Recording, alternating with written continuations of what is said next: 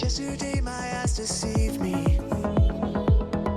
Guess it happens frequently. Made me wonder why we only believe in things that we can't see. My ambitions and desires built on what I think I need. Then you showed me you were higher, and you had better plans for me. And now I can't seem to remember what I wanted, 'cause nothing seems to matter except being with you. Now I can't seem to remember what I wanted, 'cause nothing seems to matter except how much I matter to you.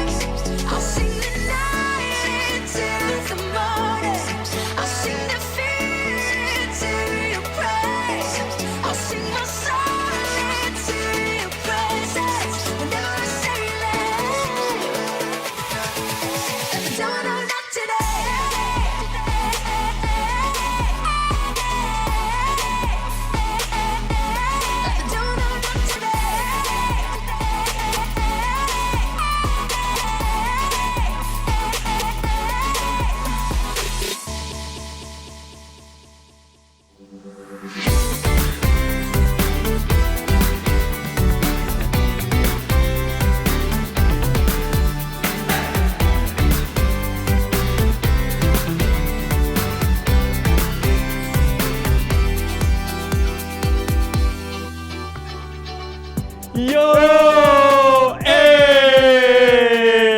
set. Aduh. Hah. Hah. Gluk gluk gluk gluk gluk gluk gluk. Enak dia? Enak. Selamat datang di CLCC Sunday Live minggu ini. Bersama saya Clary. Saya Billy. Oke teman-teman, selama 60 menit ke depan, kami berdua akan menemani teman-teman untuk mengikuti serangkaian acara dari CLCC Sunday Live.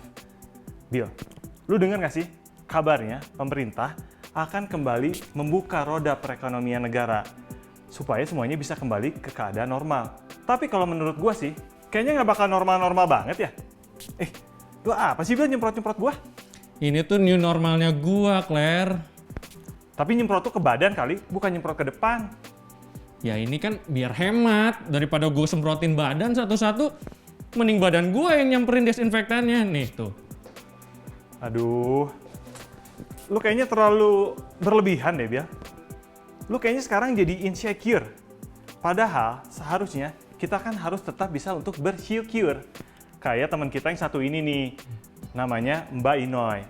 Meski keadaan sedang seperti ini, Bill, Mbak Inoy tetap punya banyak hal untuk disyukuri dan di-share untuk dibagikan kepada teman-teman lainnya.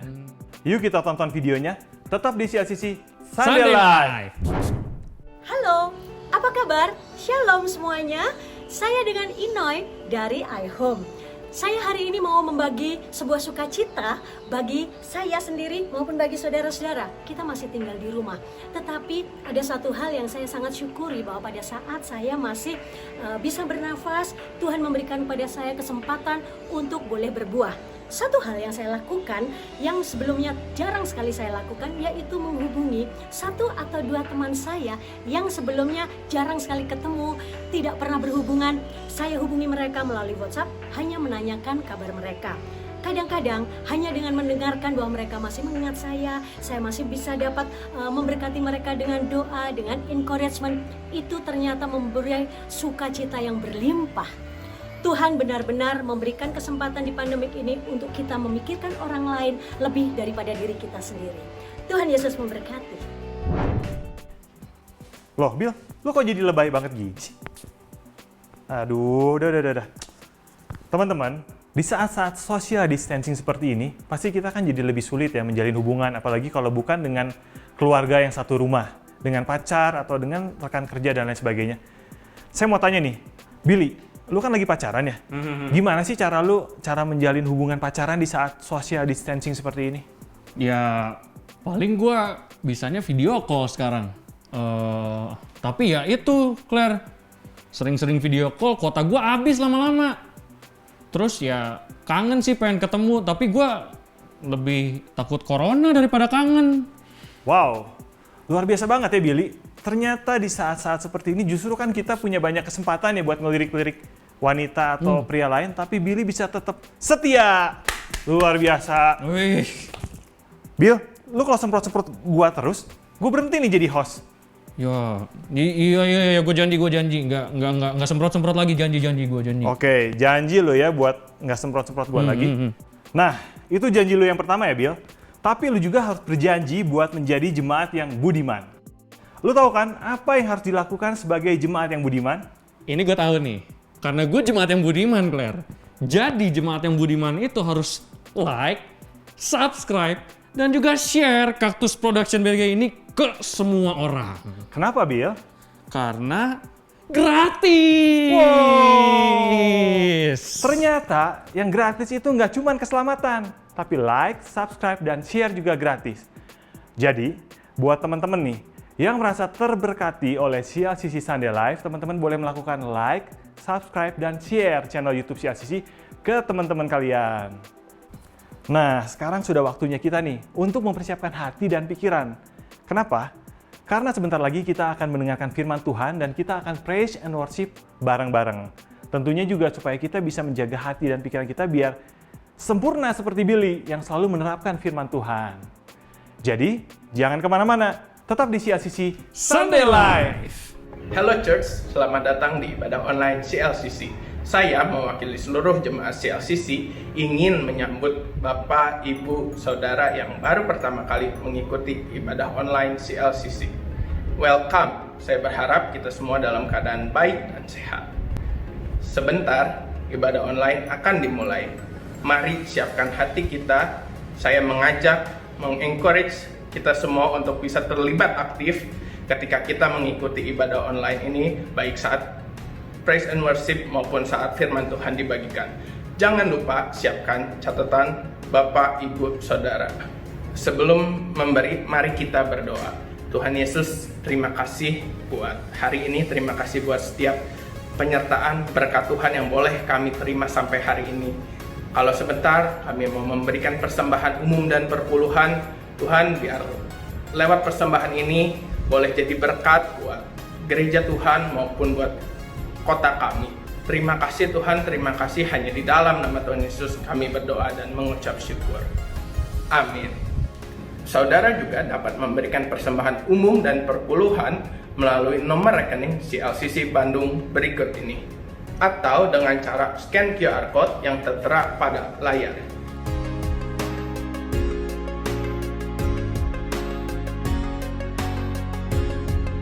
Firman Tuhan hari ini akan dibawakan oleh Ibu Indri Pardede. Please enjoy the service and Tuhan Yesus memberkati.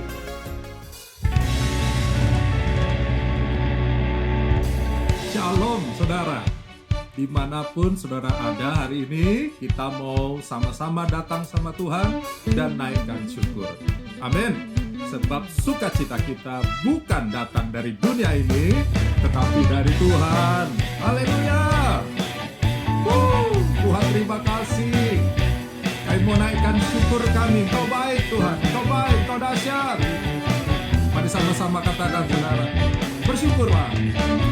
Bersyukurlah kepadanya, bawalah pujian baginya, karena dia Raja, oh, dia yang perkasa. Tuhanlah kekuatanku, mazmur dan keselamatanku, dia penolongku, oh, yang beri hidupku. Kau yang berjaya, seluruh semesta sujud menyembah. Agunglah kebangkitanmu, mujizat telah terjadi. Junjung kasih anugerahmu, kekal teguh dan mulia. Masyurlah perbuatanmu, kau penyelamat hidupku. Kasihmu tiada tara, bertahta kau Tuhan Rajaku.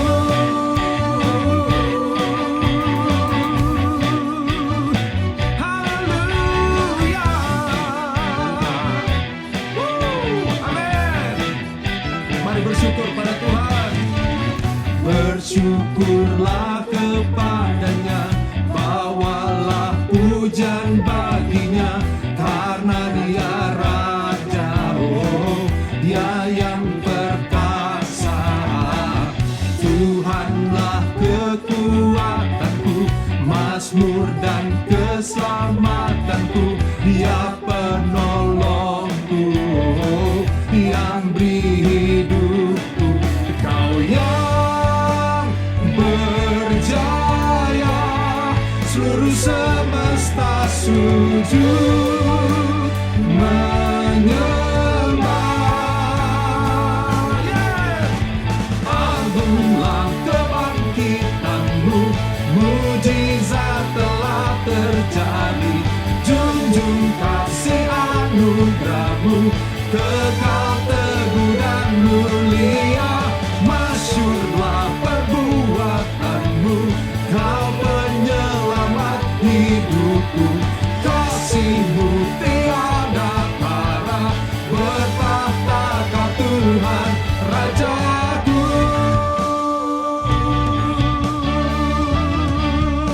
Haleluya. Oh yes.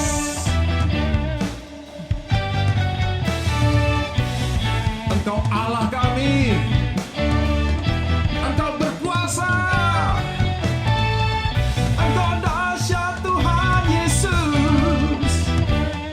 Sama-sama katakan, Kau yang berjaya, seluruh semesta sujud menyembah. Agunglah kebangkitanmu, mujizat telah terjadi. Junjung kasih anugerahmu, kekal teguh dan mulia. Masyurlah perbuatanmu, kau penyelamat hidupku.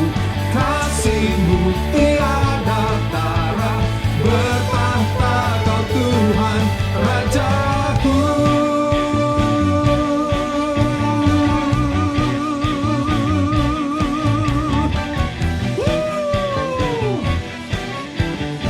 Bertahta Engkau Tuhan Raja kami, Yesus. Haleluya.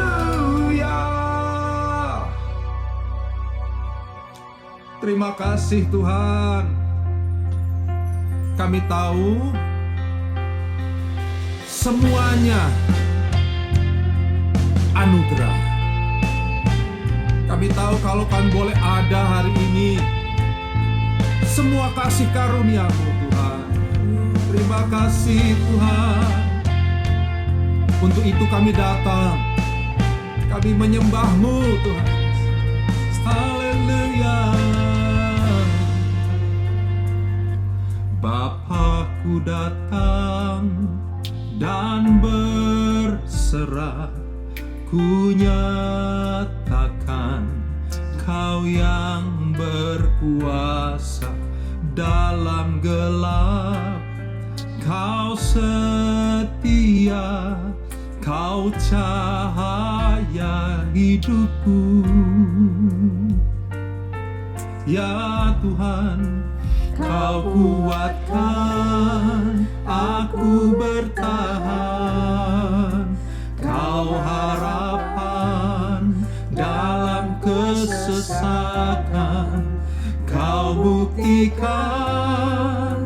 kesetiaan-Mu Tuhan. Engkau Allah Immanuel.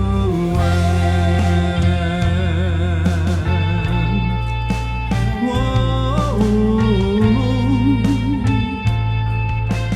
Kami datang Tuhan, Bapa-Ku datang untuk menyembah, ku nyatakan Kau yang bertahta dalam lemah, Kau sempurna, Kau cahaya bagiku.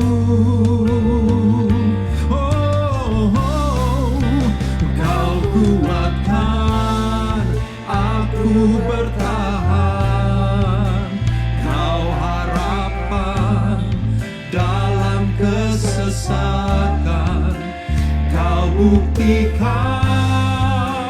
kesetiaan-Mu Tuhan. Engkau Allah Immanuel.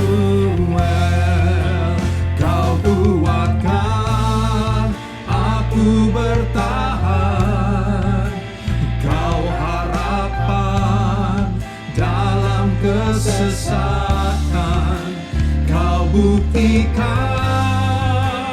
kesetiaan-Mu Tuhan.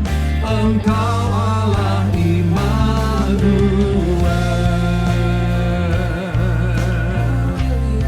Mari kita sembah Tuhan Yesus, sebab hanya Engkau yang mampukan kami Tuhan.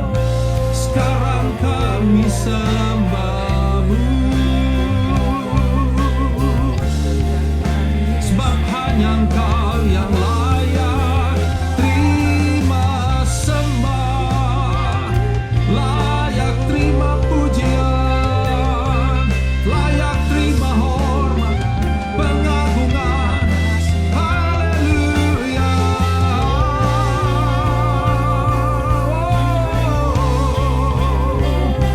Kau besar, Kau ajaib ya Tuhan.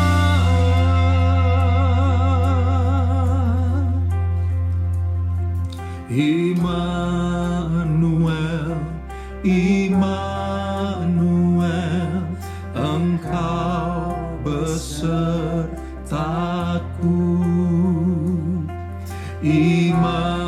Immanuel, Immanuel, Engkau Allah besertaku. Immanuel, Immanuel,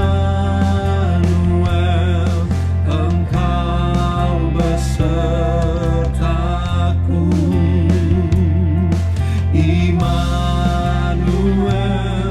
Immanuel, Engkau Allah besertaku.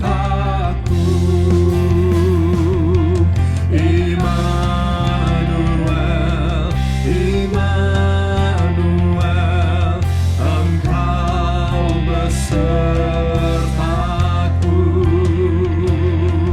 Immanuel, Immanuel, Engkau Allah besertaku.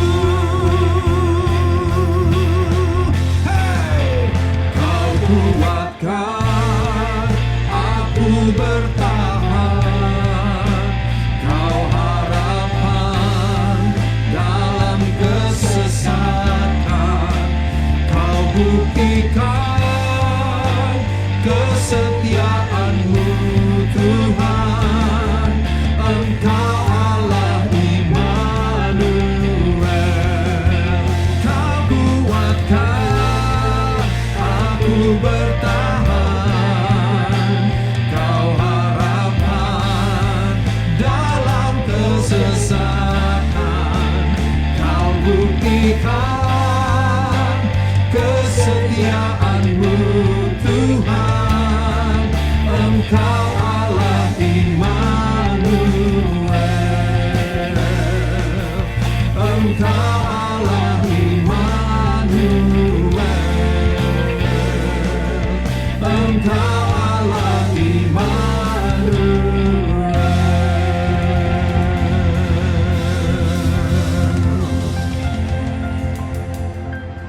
semuanya. Kita sehat karena kasih anugerah Tuhan. CLCC semuanya semangat. Kita berdoa yuk. Terima kasih Tuhan yang baik. Terima kasih Allah kami. Sekarang kami akan mendengarkan sebagian daripada pesan Tuhan. Berbicara pada setiap kali Tuhan Yesus dan namamu kami mengucap syukur. Haleluya. Amin. Ya. Yuk kita nyanyikan satu lagu. Lagu ini menjadi lagu kesukaan setiap kita pasti karena tentang doa kita ya. Hidup ini adalah kesempatan. Hidup ini adalah kesempatan.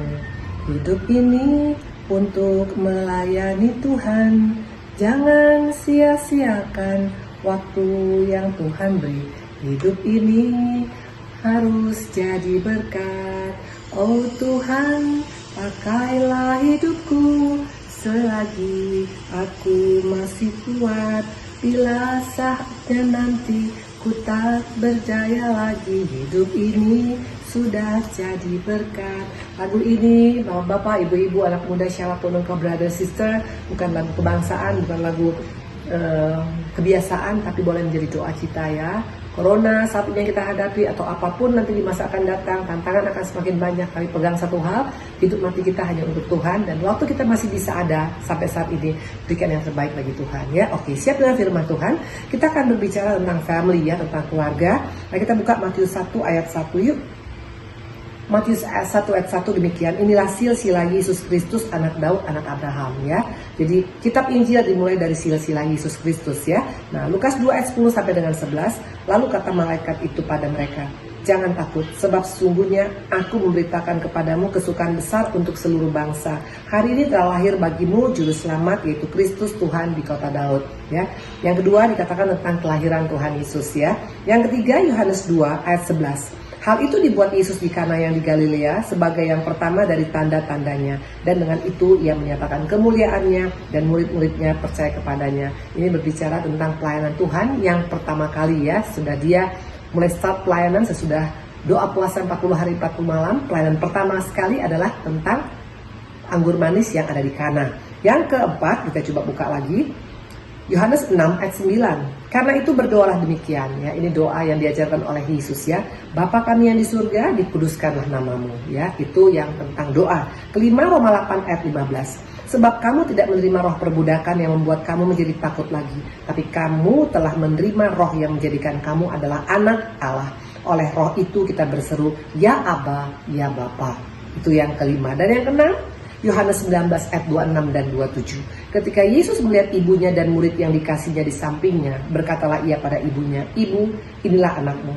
Kemudian katanya kepada murid-muridnya, inilah ibumu. Dan sejak saat itu murid itu menerima dia dalam rumahnya.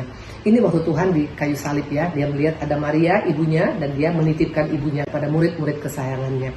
Waktu kita baca tentang 6 ayat tadi, apa yang kita dapatkan? Ini ayat semuanya ada hubungannya. Ini berbicara tentang apa?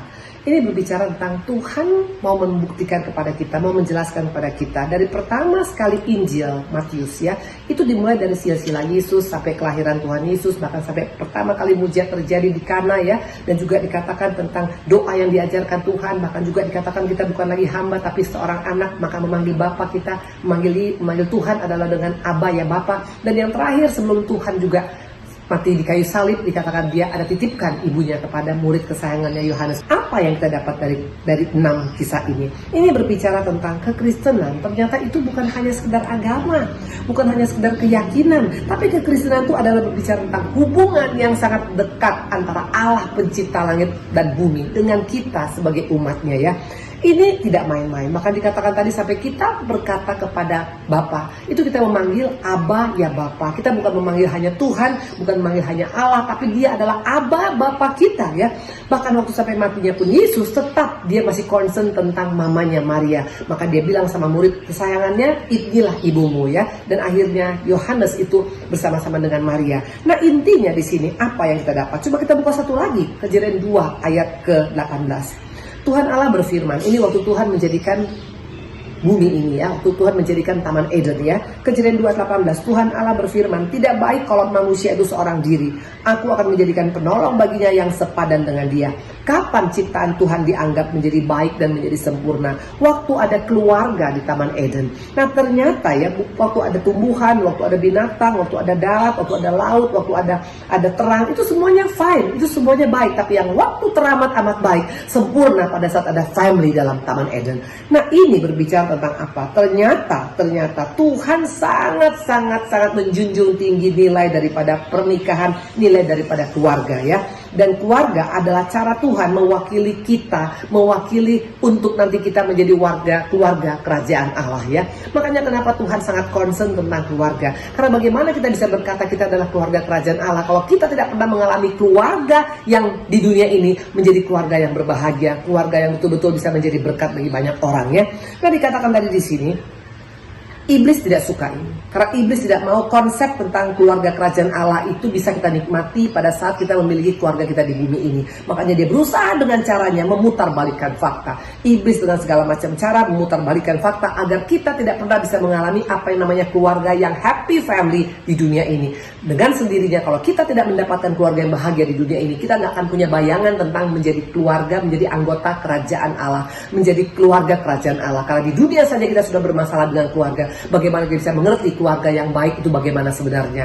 Makanya iblis dengan caranya yang sangat-sangat licik, dia berusaha untuk menghancurkan konsep kerajaan Allah, konsep keluarga kerajaan Allah di muka bumi ini melalui keluarga-keluarga Kristen ya.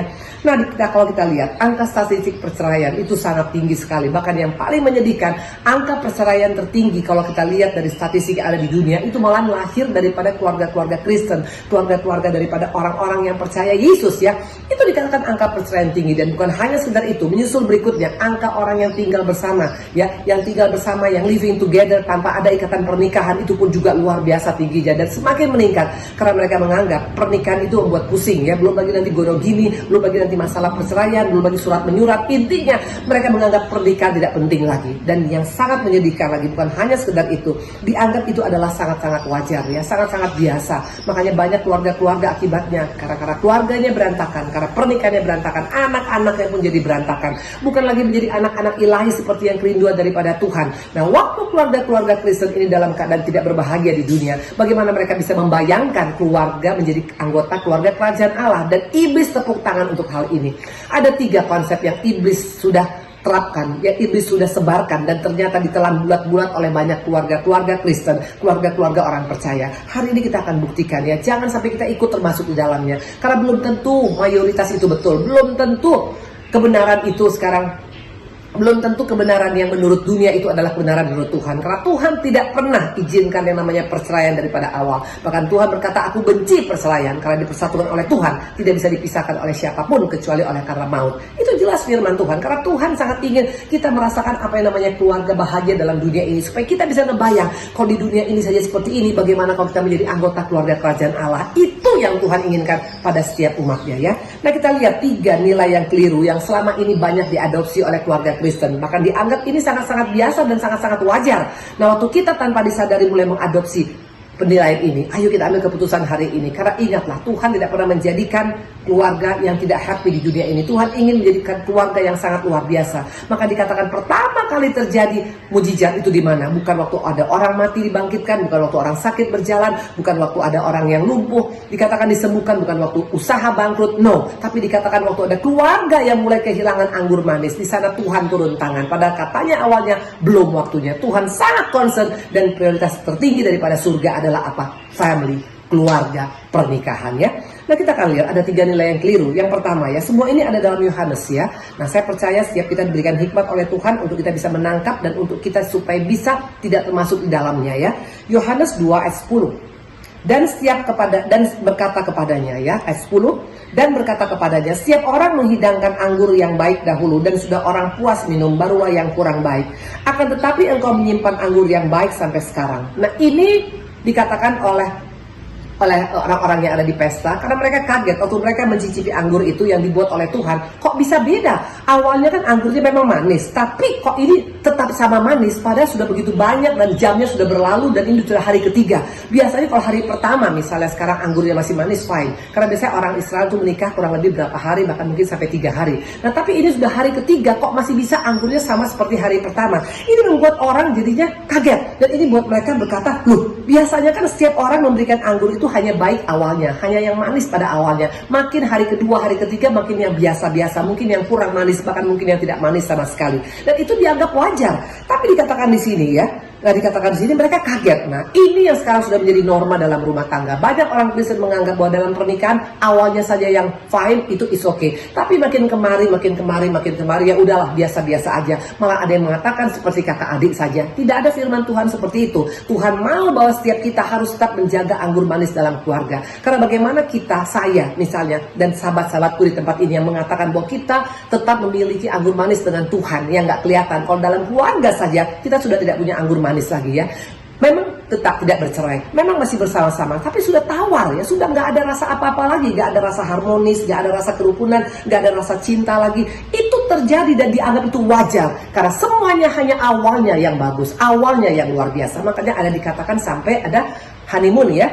Untuk baru menikah itu biasanya honeymoon, semuanya serba indah, semua engkaulah bulan, engkaulah bintang. Tapi makin setahun, 2 tahun, 10 tahun, 20 tahun, 30 tahun, 40 tahun sudah sangat-sangat biasa sekali. Dan ini dianggap betul ya, dan iblis bertepuk tangan karena orang Kristen terpengaruh dengan pola dan norma yang diberikan oleh si jahat ini. Nah dikatakan tadi cukup awalnya saja ya. Nah coba kita lihat mana buktinya bahwa Tuhan sangat tidak setuju dengan kalau kekristenan dengan keluarga itu anggur manis hanya awal saja. Karena Tuhan mau keluarga Kristen itu akan belajar untuk bagaimana menjadi keluarga kerajaan Allah. Kalau dalam dunia ini saja kita anggurnya sudah berkurang, kasih kita kepada pasangan kita, kepada keluarga kita, tidak mungkin kita bisa mempertahankan kasih kita kepada Tuhan. Coba kita buka Wahyu 2 ayat 4 sampai dengan 5. Namun demikian aku mencela engkau karena engkau telah meninggalkan kasih yang semula. Sebab itu ingatlah betapa dalamnya engkau telah jatuh. Bertobatlah dan lakukan lagi apa yang semula engkau lakukan. Jika tidak demikian, aku akan datang padamu dan aku akan mengambil kaki dianmu dari tempat jikalau engkau tidak bertobat.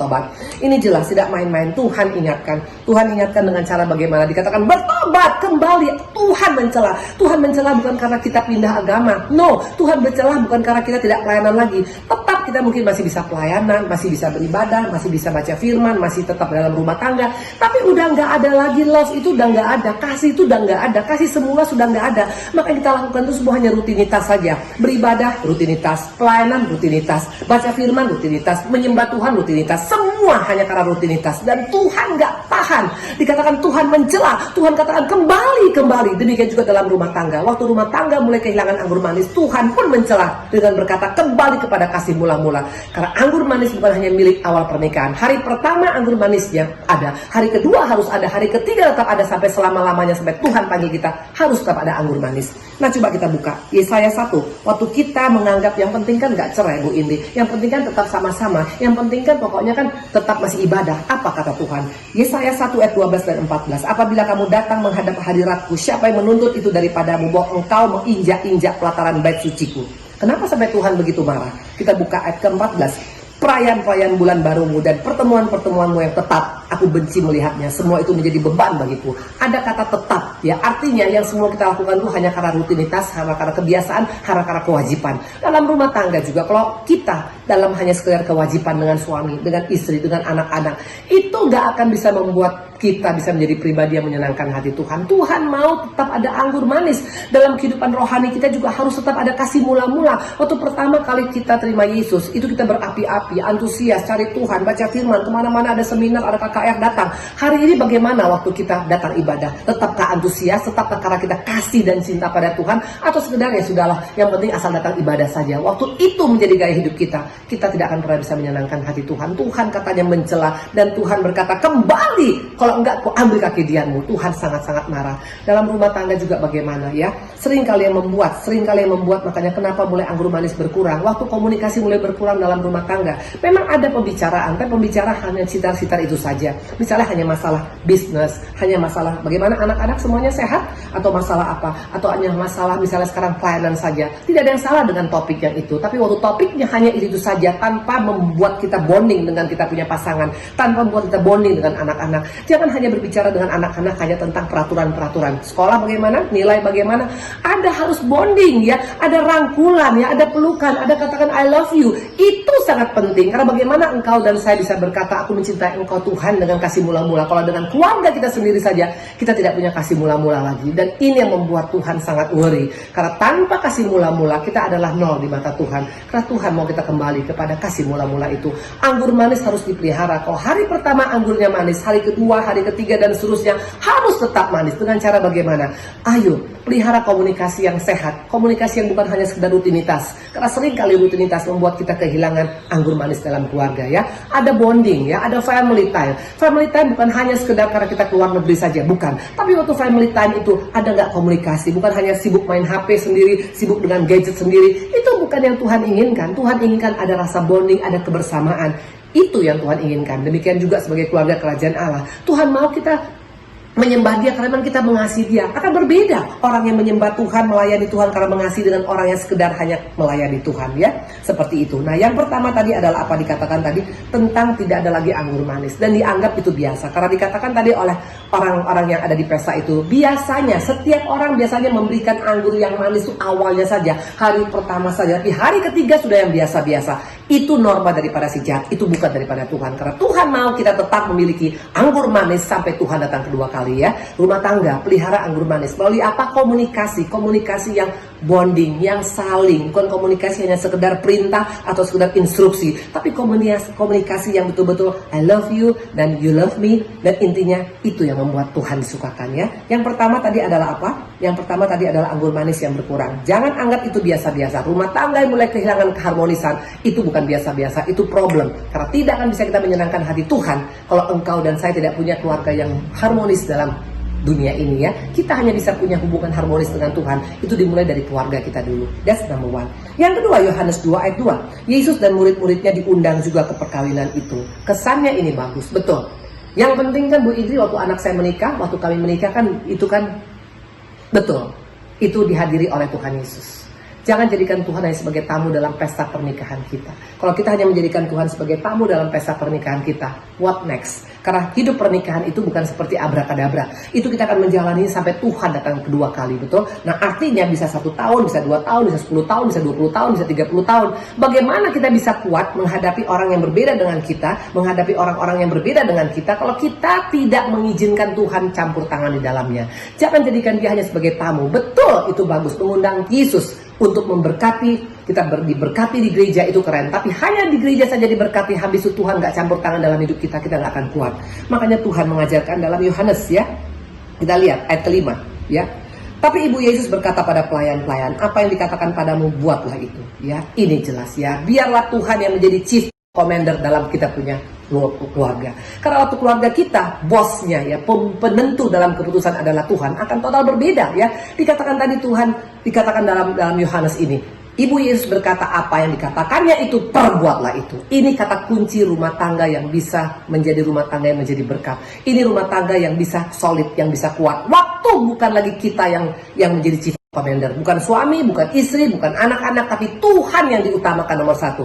Karena waktu Tuhan menjadi chief commander, itu akan total berbeda. Kenapa saya berkata begitu? Ayo kita buka Kejadian 2 ayat 24 ya. Makanya kenapa rumah tangga bisa slack, kenapa bisa sampai terjadi perpecahan, kenapa terjadi perceraian? Karena waktu chief commander dia bukan lagi Tuhan, tapi siapa? Masing-masing. Mau anak, mau orang tua, mau suami, mau istri ya. Coba kita buka Kejadian 2 ayat 24. Sebab itu seorang laki-laki akan meninggalkan anaknya dan ibunya dan bersatu dengan istrinya sehingga keduanya menjadi satu daging. Waktu kita masuk dalam pernikahan yang sesuai dengan maunya Tuhan, itu ada kesatuan ya. Bukan lagi all about me, bukan tentang aku, tentang seleraku, tentang prinsipku, tentang keinginanku, tapi all about us. Nah, ini yang membuat keluarga itu bisa solid. Karena bukan lagi tentang hanya maunya papa, hanya maunya mama, hanya maunya anak-anak, tapi maunya keluarga. Makanya tadi dikatakan tadi, Tuhan itu jangan diundang hanya sekedar tamu. Waktu engkau dan saya mengundang Yesus sebagai tamu dalam pesta pernikahan, kesannya keren, di gereja yang paling besar mungkin di dunia ini. Tapi apa hanya sampai di sana saja? Apa hanya Tuhan sebagai tamu dalam hidup kita? Nggak bisa. Jadikan dia menjadi kepala dalam rumah tangga kita. Dia menjadi penentu terakhir dalam keluarga kita. Waktu itu terjadi, bukan lagi ada konsep me, tapi yang ada konsep we. Karena Tuhan punya konsep itu adalah selalu berbicara tentang kebersamaan. Mana buktinya? Kita buka Kejadian. Yuk kita buka ya Kejadian. Waktu Tuhan menjadikan manusia, Tuhan katakan seperti ini, baiklah kita menjadikan manusia segambar dengan kita. Ada kata-kata kita, Bapa, Putra, dan Roh Kudus. Karakter daripada kerajaan surga, nilai kerajaan surga itu berbicara tentang we, togetherness ya. Bukan hanya sekedar kau, aku, kamu, saya. No ya. Makanya di sini ayo, apa visi kita dalam keluarga? Visi dalam keluarga, visi yang bersatu, visi yang sama, itu akan bikin keluarga itu solid. Tapi visi yang terpisah-pisah, suami ke kanan, istri ke kiri, anak kemana-mana, nggak akan terjadi apa-apa. Dan iblis memang paling takut untuk keluarga solid. Kenapa? Kita buka Matius 18 ya, kita buka Matius 18 ayat 19. Dan lagi aku berkata padamu, jika dua orang daripadamu di dunia ini sepakat meminta apapun juga, permintaan mereka akan dikabulkan oleh Bapakku yang di surga. Luar biasa. Kapan terjadi terobosan? Kapan terjadi kita bisa penetrate surga? Waktu dikatakan ada kesatuan. Dua orang ini berbicara tentang family. Waktu keluarga sehati. Kapan sehati? Waktu Yesus yang menjadi kepala. Leadernya adalah Tuhan. Chief Komandernya adalah Tuhan, bukan lagi ego kita. Waktu masing-masing melepaskan ego dan menyerahkan semua Tuhan yang menentukan, akan total berbeda. Ada kuasa dalam doa, ada kuasa dalam rumah tangga. Dan ini yang membuat makanya bisa terjadi hal yang luar biasa. Kita ingat waktu itu dikatakan Matius 2 ayat 11, coba kita baca. Maka masuklah mereka ke dalam rumah itu dan melihat anak itu bersama Maria ibunya. Lalu sujud menyembah dia. Mereka pun membuka tempat harta bendanya dan mempersembahkan persembahan kepadanya, yaitu emas, kemenyan, dan mur. Saya mau tanya, ini orang Majus. Ini adalah penyembah-penyembah pertama di Alkitab. Mereka menyembah keluarga daripada pada Yesus. Tahu kenapa? Karena bayangkan sekarang Yesus lahir di tempat yang sangat sederhana, betul? Ya, sangat sederhana, di tempat kandang binatang malahan ya. Tapi dikatakan antara Yusuf dan juga dan Maria, mereka itu boleh sehati. Mereka tidak saling menyalahkan, tidak saling menunjuk-nunjuk ya, tapi mereka bisa menerima itu sebagai ucapan syukur. Ini membuktikan bahwa memang Yesus yang berkuasa, yang menentukan, yang chief commander daripada keluarga ini. Makanya gak heran penyembah-penyembah ini datang kepada mereka. Penyembahan yang pertama kali terjadi waktu orang bisa melihat ada keluarga-keluarga yang bisa mengalami kerukunan. Dikatakan tadi, waktu kita satu, keluarga itu harus satu. Demikian juga kita dengan Bapa di surga. Kita harus satu dengan Bapa di surga. Waktu kita one accord, waktu kita sehati, apa saja kita minta Tuhan akan berikan. Ini luar biasa.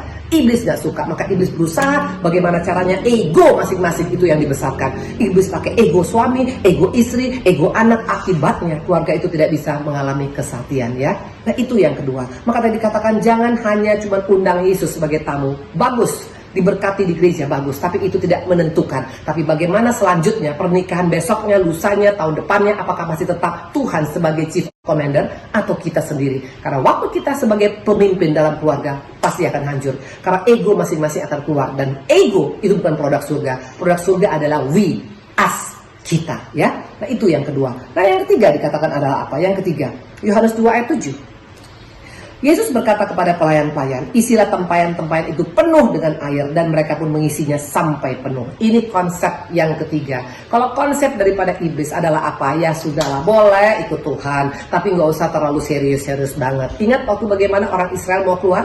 Dibilang oleh Firaun, boleh pergi tapi jangan jauh-jauh. Itu semua konsep si jahat. Maka si jahat sebenarnya konsepnya udah konsep kuno. Tapi yang mengerikan, kenapa masih kita ikutin, betul? Memang boleh ibadah tapi nggak boleh jauh-jauh. Memang boleh ikut Tuhan tapi nggak boleh terlalu serius ya. Memang boleh isi tempayan tapi nggak usah sampai penuh. Udahlah, 1/3 aja, 2/3, 3/4. Nah waktu kita masih diskon firman Tuhan, kita diskon perintah Tuhan, akibatnya rumah tangga tidak akan bisa maksimal. Iblis tidak takut dengan orang Kristen yang ke gereja, tapi dia paling takut dengan orang Kristen yang sungguh-sungguh ya. Nah coba kita lihat di sini ya. Coba kita buka Wahyu 3, 15 dan 16. Tuhan pun nggak akan sanggup melihat pribadi-pribadi yang hanya sekedar kita memang Kristen, tapi Kristen yang tidak sungguh-sungguh. Tuhan tidak tertarik. Kita buka Wahyu 3, 15 dan 16. Aku tahu segala pekerjaanmu. Engkau tidak dingin dan tidak panas. Alangkah baiknya jika engkau dingin atau panas. Jadi karena engkau suam-suam kuku dan tidak dingin atau panas, aku akan memuntahkan engkau dari mulutku. Wow, dimuntahkan oleh Tuhan. Artinya apa? Tuhan nggak tahan Tuhan jijik. Kenapa Tuhan jijik? Bukan karena kita pindah agama, bukan karena kita tidak lagi datang beribadah, tapi karena kita suam-suam kuku, kita setengah-setengah hati, kita pakai jalan, kita ada di dua perahu si jahat dengan perahu Tuhan. Tidak bisa seperti itu. To be or not to be, dikatakan jangan suam-suam kuku. Dan kalau ikut Tuhanlah betul-betul. Dikatakan tadi Tuhan suruh isi penuh tempayan itu, tapi kita hanya isi sepertiga. Kita dengan menganggap ya sudah, yang penting kan ke gereja Bu Indri, yang penting kan pokoknya bukan ateis, yang penting kan pokoknya kan masih pakai kalung salib. Sorry to say, bukan itu maksudnya Tuhan. Bagaimana sekarang engkau bisa jadi pribadi yang luar biasa kalau kita suam-suam kuku? Karena Tuhan antipati dengan yang namanya suam-suam kuku. Karena Tuhan aja all out, dia mati di kayu salib, dia all out untuk kita. Bagaimana dengan kita? Tadi katakan tadi di sini, apa caranya? Bagaimana caranya membuktikan bahwa kita tidak suam-suam kuku Bu Idri, bahwa kita betul-betul all out sama Tuhan? Jangan penggal firman Tuhan, jangan sepotong-sepotong lakukan firman Tuhan. Efesus sudah jelas dikatakan, istri tunduk pada suami, hargai suami dalam segala hal. Bukan waktu suami diberkati, bukan waktu suami berhasil, tapi dalam keadaan apapun, hargai suami kita. Hai suami-suami, kasih istri seperti diri sendiri, ya, bukan istri orang lain, ya. Jangan sampai terjadi perselingkuhan. Jangan melukai suami kita, istri kita, ya. Intinya, waktu engkau dan saya yang masih dalam keadaan suka melukai, kita belum mengasihi. Nah, itu namanya memotong-motong. Memang kita bilang, Bu, tapi kan yang penting saya tidak cerai. Tapi engkau sudah sering melukai, mungkin melalui perkataan, mungkin melalui tangan, mungkin melalui sikap kita. Itu bukan sesuai dengan firman. Itu namanya mengisi tempayan cuma satu atau mungkin dua sendok saja. Bukan itu yang Tuhan mau. Anak-anak juga dikatakan, jangan sampai tidak menghormati orang tua. Jangan hormati orang tua waktu orang tua kita kaya saja atau lagi berhasil. Waktu dia susah, dalam keadaan tidak punya apa-apa, dalam keadaan sudah tua, masihkah kita tetap menghormati orang tua? Intinya, jangan penggal firman Tuhan, jangan diskon firman Tuhan. Karena Tuhan katakan tadi, kalau engkau tidak panas tidak dingin, aku akan memuntahkan engkau. Jadi dikatakan tadi ada tiga yang keliru. Yang pertama adalah bahwa ternyata kita menganggap yang penting pernikahan itu sekedar pernikahan, anggur manis gak perlu dipelihara. Itu salah besar. Karena Tuhan tetap mau kita masih punya kasih mula-mula. Dikatakan Tuhan mencela. Bagaimana kita bisa memiliki anggur manis dengan Tuhan yang ada di surga, kalau dengan keluarga kita sendiri kita kehilangan. Yang kedua dikatakan adalah jangan undang Tuhan hanya sebagai tamu dalam keluarga kita. Libatkan dia sebagai chief commander. Dia adalah penentu dalam kehidupan kita. Maka tidak lagi kata-kata ego, tapi yang ada kata-kata we. Dan yang ketiga dikatakan adalah apa? Jangan potong firman Tuhan, jangan setengah-setengah ikut Tuhan, harus to be or not to be. Dikatakan isi tempayan penuh, harus sampai penuh, baru terjadi air menjadi anggur. Waktu kita setengah-setengah melakukan kehendak Tuhan, nggak terjadi apa-apa dalam kehidupan kita. Di hari ini kita mendengarkan tentang keluarga, saya percaya semua kita diberkati, itu semua karena kasih anugerah Tuhan. Kita berdoa ya. Terima kasih Tuhan Yesus yang baik, terima kasih Allah kami. Biarlah apapun yang kami dengar pada hari ini boleh kami renungkan Bapak. Jangan sampai kami mengikuti norma yang diberikan oleh si jahat.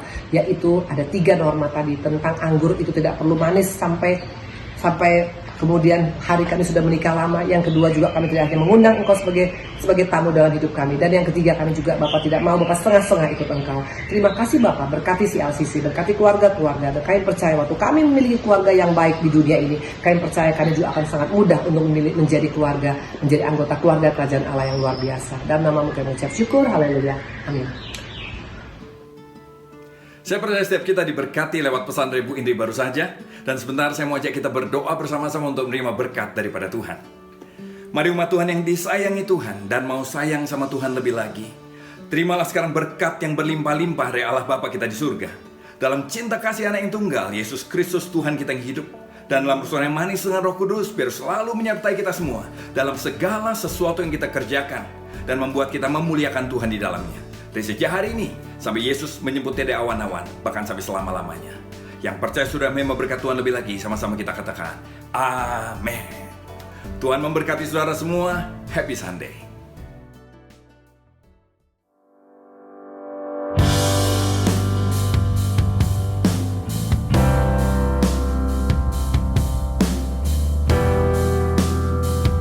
Selama pembagian nasi bungkus, saya rasa dan mungkin juga teman-teman yang menerimanya sangat membantu. Kalau secara nominal mungkin itu nilainya tidak kurang daripada 20 ribu, tapi kan cukup membantu Pak ya. Mengucapkan terima kasih banyak kepada CLCC Care yang sudah berbagi kepada warga lingkungan Kelurahan Citarum RW 6, sehingga yang terkena dampak COVID-19 ini dapat kita tanggulangi dan hadapi bersama-sama. Tetap semangat dan terus berjuang untuk Indonesia. Terima kasih CLCC Care. Untuk pesan CLCC Care ke depan, semoga pembagian sembakonya yang murah ini lebih banyak lagi. Terima kasih.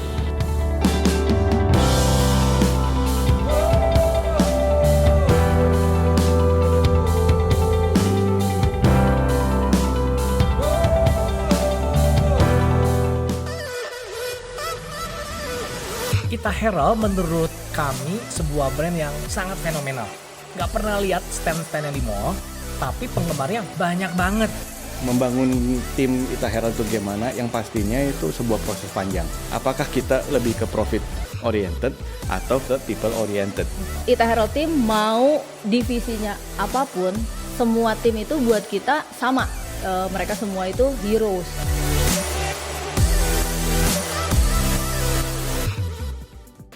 Teman-teman, si Billy mana sih? Kok lihat si Billy nggak? Loh, Bill, astaga, lu kok makin aneh gini sih? Billy, kalau lu gini caranya ya, orang-orang itu bukan takut sama corona, tapi orang-orang itu takut sama lu.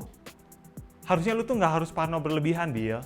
Lagian ya, baju APD gini kan harusnya dipakai sama tim medis yang ada di garda terdepan, sedangkan lu kan ada di garda terbelakang. Jadi teman-teman, parno itu boleh, tapi kita harus tetap bijaksana. Yang penting itu, kita harus tetap bisa menjaga kesehatan, tidur yang cukup, dan juga menjaga pikiran kita. Sebisa mungkin kita jangan bikin parno orang, tapi kita harus kasih motivasi, kasih semangat, dan jadi berkat buat banyak orang. Kayak si Care, Bill. Lu tahu kan si Care? Oh, CLCC Care gue tahu. Kemarin gue ikut makan ketupat tuh di CLCC Care. Nah, jadi buat teman-teman nih di CLCC yang merasa mau ngebantu pelayanan CLCC Care itu masih beroperasi sampai sekarang, Claire. Jadi buat ngebantu teman-teman kita warga di sekitar Banda 26. Nah, itu bagus banget, Bill. Tapi teman-teman, ada hal bagus lainnya nih. Di hari Rabu ini, CLCC kembali mengadakan Healthful Class dengan tema Back to Normal yang dibawakan oleh Payong Kisusilo. Teman-teman harus cepat daftar ya, karena kuotanya terbatas. Nah, nggak kerasa nih, udah sekitar 60 menit kita bersama-sama. Terima kasih buat teman-teman yang sudah menemani kami di CLCC Sunday Live minggu ini. Kami berdua mau izin pamit ya. Saya Clary. Saya Andi Setiawan. Billy Setiawan. Nggak pernah berubah bercandaannya. Yoi. Oke, kita pamit ya. Sampai jumpa di CLCC Sunday Live minggu depan.